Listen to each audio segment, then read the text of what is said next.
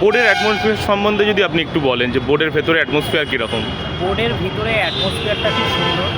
যে সমস্ত শিক্ষক শিক্ষিকারা রয়েছে ওনারা আমাদের সঙ্গে খুব ভালোভাবে ব্যবহার করছে। মানে কি বলবো, পুরো বাড়ির এক কথায় বাড়ির জ্যাঠা মশাই, বাড়ির সিনিয়র মাস্টার মশাই এদের মতো বাবা মায়ের মতোই ব্যবহার করছে, এটা বলা যেতে পারে। আচ্ছা, আপনার কত নম্বর টেবিল পড়েছিল? আমার 1 নম্বর টেবিলে। 1 নম্বর টেবিল পড়েছিল। আচ্ছা, ওখানে ডেমনস্ট্রেশনের জন্য কি কি ম্যাটার ছিল? ডেমনস্ট্রেশন বলতে গেলে তো হঠাৎ করে এরকম নয় যে তুমি 5টা ডেমনস্ট্রেশন পড়ে যাবে বা 10টা পড়ে যাবে, এরকম কোনো ব্যাপার নয়। ওনারা নিজের মতো ধরছে, প্রশ্ন ধরছে, এবার নিজের মতো ডেমো করতে দিচ্ছে। ওনাদের কখন কি মানে ওনাদের যেটা ভালো মনে হচ্ছে সেটা দিচ্ছে। আপনাকে কি টপিক দিয়েছিল? আমাকে যেমন বিভিন্ন রকম দিচ্ছিল, যে বিভূতিভূষণ বন্দ্যোপাধ্যায়, সুকুমার রায়, এই সমস্ত সম্পর্কে আমাকে বলছিল যে বিভূতিভূষণ বন্দ্যোপাধ্যায়, সুকুমার রায়। এবার পরে আবার আমি বললাম যে এইগুলোর বিষয়ে তো ডেমো আমার প্রস্তুতি নেই। তাহলে বললো আচ্ছা তুমি তো তাহলে ইংলিশে অনার্স, তাহলে ইংলিশের ওপরেই দাও। বললো না, তার আগে আমাকে জিজ্ঞেস করলো যে তুমি আর কোন কোন কিসের ওপর প্রস্তুতি নিয়ে এসছো। আমি বললাম যে পরিবেশের ওপর প্রস্তুতি নিয়ে এসেছি, আমার পরিবেশ। এবং তার সঙ্গে আমি প্রস্তুতি নিয়েছি, যেহেতু আমি ইংলিশে অনার্স, অবশ্যই ইংলিশ। এবার সেক্ষেত্রে বললো তাহলে পার্টস অফ স্পিচ তো অনেক বড় হয়ে যাবে, তা তুমি ওই অ্যাডভার্বের ওপরে বলো। আচ্ছা, এই অ্যাডভার্বের ওপরে আমি বললাম স্যার আমি এখানে বসে বলবো না দাঁড়িয়ে বলবো? দিয়ে বললো না তুমি বোর্ডে গিয়ে একটু বলো, 1 মিনিট থেকে 1.5 মিনিট মতো তোমাকে সময় দেওয়া হচ্ছে, তুমি কি জানো একটু বলো। ওখানে পাশে একটু মার্কার আর বোর্ড ছিল তো? হ্যাঁ, মার্কার আর বোর্ড ছিল, পাশে লিখিয়ে বলে দিয়েছিলাম। এবার আমাকে যখন জিজ্ঞেস করছিল যে সুকুমার রায় আর বিভূতিভূষণ বন্দ্যোপাধ্যায় সম্পর্কে যখন ডেমো, তার আগে আমি একটা হয়তো বলতে পারতাম যে বিভূতিভূষণ বন্দ্যোপাধ্যায় পথের পাঁচালী, যেটা আমরা শুনেছি। আমার ওই টাইমে মনে পড়ছিল না, কিন্তু ওটা আমাকে প্রশ্ন করেনি। তারপর আমার মনে পড়ছিল না, এই নিয়ে আমার একটু আপসেট মনে হচ্ছে। তার সঙ্গে আরেকটা কথা আমি বলি, অবশ্যই বলুন, যে সুকুমার রায়ের যেটা আছে আবোল তাবোল, এটা একবার বলা যেত, কিন্তু তখন আমার মনে পড়ছিল না। আর আমরা তো জানি যে সত্যজিৎ রায়ের বাবা সুকুমার রায়, কিন্তু ওই মুহূর্তে আমার মনে পড়ছিল না। আচ্ছা, একটা বিষয় যেটা মানে ডেমনস্ট্রেশনের বিষয়ে কি স্যাররা কোঅপারেট করছেন? মানে যদি আপনি রিকোয়েস্ট করেন যে অবশ্যই এটা আমার স্বাচ্ছন্দ্য নই, অন্য কিছু চাইলে সেটা দিচ্ছেন স্যাররা? হ্যাঁ, অবশ্যই অন্য কিছু চাইলে দিচ্ছে, কেননা আমাকেই তো যেমন সুকুমার রায়, বিভূতিভূষণ বলেছিল। আপনাকে তাহলে 3টে বিষয়ে ডেমনস্ট্রেশনে জেনে দিয়েছে, যে লেখকদের বিষয় দিয়েছিল, তারপরে জিওগ্রাফি কিছু বলেছিল কি? কিন্তু আমাকে প্রশ্ন প্রচুর করা হয়েছে, 15টার উপরে প্রশ্ন করা। কী কী প্রশ্ন করেছে যদি একটু বলেন? আমাকে প্রথমেই যখন গিয়েছিলাম যে কোথায় থেকে এসেছেন, এটা প্রথমে জিজ্ঞেস করা হলো। তারপরে জিজ্ঞেস করলো তাহলে কোথা থেকে মানে অনার্সটা পাস করেছে, অনার্সের বিষয়টা জিজ্ঞেস করলো। সেটা আমি বললাম আমার বিশ্ববিদ্যালয়ের নাম, কলেজের নাম। তারপর বললো যে আচ্ছা তাহলে তো তুমি তারপর আমাকে জিজ্ঞেস করলো, প্রথমেই চলে গেল যে একটা লাইন তুলে ধরবে, মানে একদম ডেপ থেকে। ইংলিশ লিটারেচার যেহেতু আমি বলেছি, ইংরেজি সাহিত্য, সেই কারণে ইংলিশ লিটারেচার থেকে একদম ডেপ থেকে প্রশ্ন করেছিল। একটা লাইন তুলে ধরেছিল, বললো এই লাইনটা কোথা থেকে নেওয়া হয়েছে বলো। এটা কিন্তু উইলিয়াম শেক্সপিয়ারের লাইন, ভুললে হবে না। তুমি তো ইংলিশ লিটারেচারে অনার্স করেছো বলছো। দিয়ে বইটা তো আমি পড়লাম না, দিয়ে আমি বলছিলাম যে ম্যাকবেথ থেকে কি হতে পারে। স্যার বললো না ম্যাকবেথ থেকে নয়। তারপরে আমাকে আবার চলে গেল ট্র্যাজেডি। বললো যে ট্র্যাজেডি, তাহলে উইলিয়াম শেক্সপিয়ারের লেখা ট্র্যাজেডিগুলোর বলো নামগুলো, ট্র্যাজিক যে ড্রামাগুলো রয়েছে তার নামগুলো। আমি তারপরে বললাম যে ম্যাকবেথ, এবং তার সঙ্গে বললো শুধুই কি ম্যাকবেথ আর কিছু? আমি বললাম যে আর রোমিও অ্যান্ড জুলিয়েট আছে, ওথেলো, এরকম বলতেই যাচ্ছিলাম। তারপর বললো আর কি? আমি বললাম কমেডিও তো আছে শেক্সপিয়ারের লেখা। বললো না, কমেডি তো তোমার কাছ থেকে জানতে যাচ্ছি না, তাহলে তুমি বলো যে ক্যাথারসিসটা কী। ওটাও ডেপথের কোশ্চেন, ওটা আমি ভালোভাবে অ্যান্সার বললাম। মানে এক কথায় ইংরেজি সাহিত্য থেকে, ইংলিশ লিটারেচার থেকে, আমার তো সাবজেক্ট, ওইটা থেকে আমাকে প্রচুর প্রশ্ন করা হয়েছে, যেটাতে আমি সব কিছু পেরেছি আশা করি। সেই অনুযায়ী মানে সেই বিষয়ে আপনি মানে বাকি স্টুডেন্টদের কি বলবেন, যে সাবজেক্ট ভালো করে পড়তে হবে? সাবজেক্টটা আমি বলবো, যেহেতু আমি খুব ভালোভাবে প্রস্তুতি নিয়েছিলাম সাবজেক্টটা, 1 সপ্তাহের মধ্যে অনেকটা ডেপথে প্রস্তুতি নিয়েছিলাম, তা সকলের জন্যই বলবো যে সাবজেক্টটা অন্তত ভালো করে প্রস্তুতি নিতে।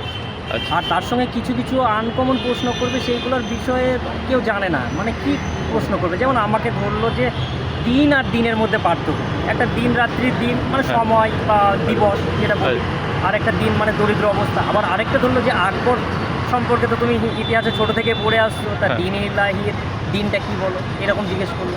বললাম যে দিন ইলাহি তো অবশ্যই পড়েছি, বিভিন্ন ধর্মের কনসেপ্ট নিয়ে আকবর একটা লিবারাল ধর্ম করতে চেয়েছিল, সেটাই দিন ইলাহি। বললো দিন ইলাহি তো পড়ছে না, দিনটা কি? বলো ধর্ম এরকম। পরে এখানে জানলাম, আমার কাজিন ব্রাদারদের সঙ্গে কথা হলো, ওরা বললো যে দিন মানে ধর্ম, ইসলামের যেটা মনে হয় বলা হয় দিন মানে ধর্ম হয়তো বলা হয়, ওরা বলে। হ্যাঁ। আচ্ছা, আরেকটা যে বিষয়ে মানে ওখানে আপনাদের যে এলিমেন্টগুলো ছিল ডেমনস্ট্রেশনের জন্য, ডেমনস্ট্রেশনটা কতক্ষণ হয়েছিল আর কি? ডেমনস্ট্রেশনটা 1.5 মিনিট মতো হয়েছে। 1.5 মিনিট মতন হয়েছিল, ঠিক আছে। আচ্ছা, ঠিক আছে, আপনাকে অসংখ্য ধন্যবাদ। আর আপনার যে এক্সামিনেশন, এটাই আপনি সফলতা অর্জন করুন, এটাই আমরা চাই। আর বেঙ্গল গুরুকুলের তরফ থেকে আপনাকে অজস্র ধন্যবাদ। Thank you. আরে হ্যাঁ, আরেকটা কথা বলুন। হ্যাঁ, বলুন। আন্টি একটা কথা বলুন। হ্যাঁ, বলুন। এই আন্টি আছে, যা রিভিউ দিচ্ছিল তাতেও আমার মনে হয়েছে ও খুব ভালো ইন্টারভিউ দিয়েছে। আচ্ছা, হ্যাঁ, আমাদেরও তাই মনে হলো। আন্টি বলছিল যে আমি খুব মানে জলি নেচারে রয়েছি, ভালোভাবে বেশ। হ্যাঁ, এটা খুব অ্যাকসেপ্টেবল হয় বোর্ডের কাছে, খুব ভালো। আপনি আন্টি আমাকে বললো যে তুমি ডাক পাবে আগে, তুমি পাবেই, আমাকে তাই বললো। ঠিক। আচ্ছা, আমরা এখনই একজন ক্যান্ডিডেটকে পেয়েছি। ম্যাডাম, আপনার নাম কি? আমার নাম অর্থ। আচ্ছা, আপনার প্রাইমারির ইন্টারভিউ ছিল এখন, কেমন হয়েছে ইন্টারভিউ?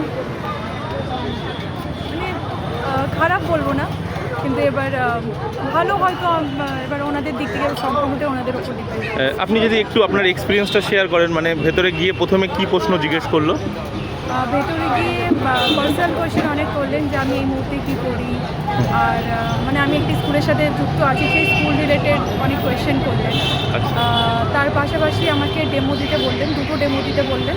ডেমো কি নিজের ইচ্ছা মতো? না না, নিজের ইচ্ছা মতো না। উনি ফার্স্টে আমাকে আমার সাবজেক্ট জিজ্ঞেস করলেন কি আমার গ্র্যাজুয়েশনে কী ছিল, তারপর আমার মানে ওনারাই 2টো ডেমো চুজ করে দিলেন। ওনারা কি চুজ করেছিলেন? তো ওনারা ফার্স্টে আমাকে বললেন কি অ্যানিমালকে কীভাবে বোঝাবে ফার্স্টে, তো ডোমেস্টিক এইসবগুলো থাকে। আর সেকেন্ডটা ছিল আমার ফ্র্যাকশনের ওপর। ফ্র্যাকশন মানে ম্যাথমেটিক্স। আপনার সাবজেক্ট কী ছিল? আমার বায়োসায়েন্স ছিল। Pol science. বায়োসায়েন্স। বায়োসায়েন্স থেকে কিছু জিজ্ঞেস করে? না, আমাকে আমার সাবজেক্ট কিছুই করেননি। জিজ্ঞাসা করেছিল আপনার সাবজেক্ট কি? হ্যাঁ, সাবজেক্ট কি জিজ্ঞেস করেছিলেন, তারপরে আমি এখন বর্তমানে কী করছি সেটা জিজ্ঞেস করেছিলেন। আচ্ছা, আপনি তো বর্তমানে একটা স্কুলে পড়ান, আপনার কাছে কি কোনো এক্সপিরিয়েন্স সার্টিফিকেট কি আপনি ডকুমেন্টস ভেরিফিকেশনে দিয়েছেন? না, আমি যেহেতু প্রাইভেট স্কুলে পড়াই সেটা এখানে গ্রাহ্য হবে না। আচ্ছা। একমাত্র প্যারা টিচার হলে সেটা গ্রাহ্য হবে। ও আচ্ছা। আরেকটা বিষয় যেটা হচ্ছে যে আপনাদের একটা ম্যাটার আছে যে কারোর যদি কোনো লেখা পাবলিশ হয় তার জন্য একটা মার্কস আছে। তো এটা কি আপনি ভেরিফিকেশন বা কোথাও দেখেছেন যে কেউ তার কোনো লেখা পাবলিশ করেছে সেটা সাবমিট করছে? বিষয়টা সম্পর্কে আমি অতটা অবগত নেই, বা আমি ভেতরে এরকম ক্যান্ডিডেটের মুখে সেরকম কিছু শুনতেও পাই। আপনার টেবিল নাম্বার কত ছিল? আমার টেবিল নাম্বার 2 ছিল। 2। আর ওখানে যারা ইন্টারভিউয়ার ছিলেন তারা কীরকম কোঅপারেটিভ ছিলেন? ভীষণ কোঅপারেটিভ ছিলেন, 3জনেই ভীষণ কোঅপারেটিভ ছিলেন। মানে এনভায়রনমেন্টটাকে খুব ওনারা বুঝে শুনেই কোয়েশ্চেন করছিলেন, আর ওদের বিহেভিয়ারও খুবই ভালো ছিল। অসংখ্য ধন্যবাদ ম্যাডামকে। Thank you. আর কোনো বিষয় মনে আছে যেরকম ওখানে যা জিজ্ঞেস করেছিল? না, এবার বাকি কোয়েশ্চেন সবই সিচুয়েশনাল বেসড। আমাকে প্রচুর, যেহেতু আমি স্কুলে অলরেডি আছি, আচ্ছা, আচ্ছা। তো এবার সিচুয়েশনাল বেসড কোয়েশ্চেন অনেক করেছি। তাহলে একটু যদি বলেন কোশ্চেনগুলো। যেমন যদি কোনো মেন্টালি ডিসঅর্ডার বাচ্চা থাকে তাহলে তাকে কীভাবে ট্যাকেল করবো, বা কীভাবে বুঝতে পারবো যে মেন্টালি ডিসঅর্ডার কেউ, আমি কীভাবে রিকগনাইজ করবো তাকে। আপনি কি বললেন সেটা? আমি আমার মতো করে উত্তর দিয়েছি, কারণ আমি স্কুলে যেভাবে আমি এক্সপিরিয়েন্স করি সেই মতো করেই আমি উত্তরটা দিয়েছি আর কি। আর কি জিজ্ঞেস করেছিল এই বিষয়ে? আর এছাড়া এখন তো এত মানে মনে পড়ছে না, আমি কেন স্কুল ছেড়ে এখানে আসতে চাইছি, এইসব নানা রকম এরকম কোয়েশ্চেন। সাধারণ জিনিসগুলো মানে একজন স্কুলের টিচার হলে তাকে যেটা মানে আপনাকে যেহেতু আপনি স্কুলে পড়ান সেহেতু এক্সপিরিয়েন্সের উপর অনেক প্রশ্ন জিজ্ঞেস করেছে। আর আপনার পার্সোনাল যে আর কি পার্সোনাল লাইফ বলতে স্কুলের মানে ওয়ার্ক লাইফটাই তো ওয়ার্ক লাইফটাই জিজ্ঞেস করেছে। হ্যাঁ, ওয়ার্ক লাইফটাই জিজ্ঞেস করেছে, তাই তো?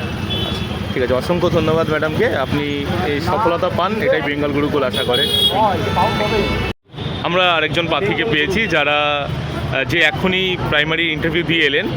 স্যার, একটু আপনার এক্সপিরিয়েন্সটা যদি শেয়ার করেন। আমার 10 নম্বর টেবিলে ছিল, আমি ছিলাম একদম লাস্ট ক্যান্ডিডেট, ঠিক আছে। তো আমি ঢুকলাম, তো ঢোকার পর আমাকে ওরা জিজ্ঞেস করলো যে আমি এখন কি করি। আমি বললাম যা যা করি আর কি, গভর্নমেন্টের প্রিপারেশন আর প্রাইভেট টিউশন পড়া, এই সমস্ত কিছু বললাম। তো বলার পর আমাকে বললো যে আপনি কোন সাবজেক্ট পড়াচ্ছেন, কোন সাবজেক্ট পড়ান। আমি বললাম আমি সায়েন্স পড়াই। আমার ব্যাকগ্রাউন্ড জিজ্ঞেস করলো, হাইস্ট কোয়ালিফিকেশান জিজ্ঞেস করলো। তো আমি বললাম যে আমার গ্র্যাজুয়েশন বিএসসি অনার্স ছিল। তো তখন আমাকে জিজ্ঞেস করলো যে